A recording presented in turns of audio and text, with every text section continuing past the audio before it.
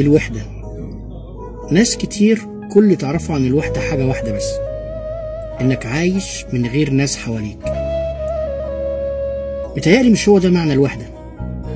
الوحدة ممكن تكون وانت عايش وسط ناس كتير جدا، ولكن وحيد، محدش فاهمك وانت كمان مش فاهمه. دي اسمها وحدة.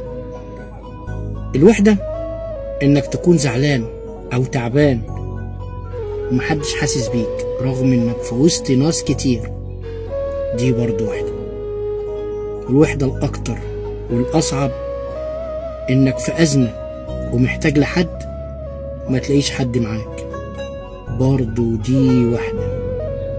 ايه فايدة الناس الكتير لما بتحتاجهم ما تلاقيهمش؟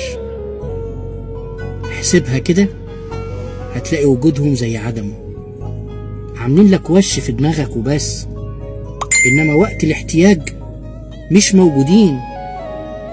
تبقى دي وحدة. لو عجبك كلامي اسمعها تاني وفكر فيها. سلام.